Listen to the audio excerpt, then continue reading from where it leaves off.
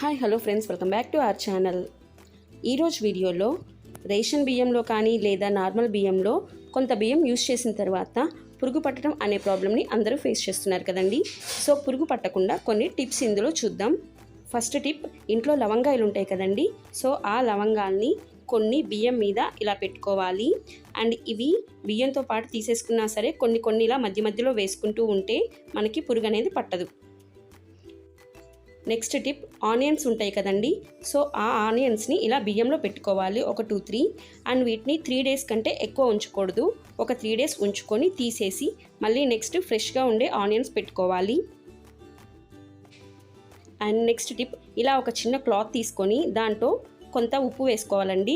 Normal salt వేసుకోకూడదు, కల్లుప్పు అంటారు కదా. సో అది తీసుకొని దీనికి కొంచెం రబ్బర్ బ్యాండ్తో ఇలా కవర్ చేసేసుకొని దీన్ని ఆ బియ్యంలో వేసేసుకోవాలి. ఇది క్లాత్లో పెట్టే వేసుకోవాలి, కవర్లో కానీ పేపర్లో కానీ పెట్టి వేసుకోకూడదండి. దేనికంటే క్లాత్లో పెడితేనే దాని స్మెల్ అనేది బియ్యంలోకి వెళ్ళి పురుగు అనేది పట్టకుండా ఉంటుంది. అండ్ నెక్స్ట్ టిప్, తమలపాకులు ఉంటాయి కదండి.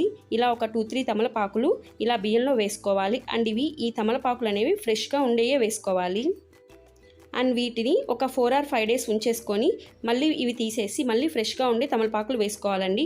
అప్పుడే మనకి బియ్యంలో పురుగు అనేది పట్టకుండా ఉంటుంది ఈ స్మెల్కి. సేమ్ అదే విధంగా కొన్ని వేపాకు ఉంటాయి కదండి. ఆ వేపాకుని కూడా కొన్ని బియ్యంలో వేసుకుంటే ఆ స్మెల్కి పురుగు అనేది పట్టకుండా ఉంటుంది. అండ్ ఇవి కొంచెం వాడిపోయిన తర్వాత ఒక 4-5 days తర్వాత మళ్ళీ తీసేసి ఫ్రెష్ వేసుకోవాలి.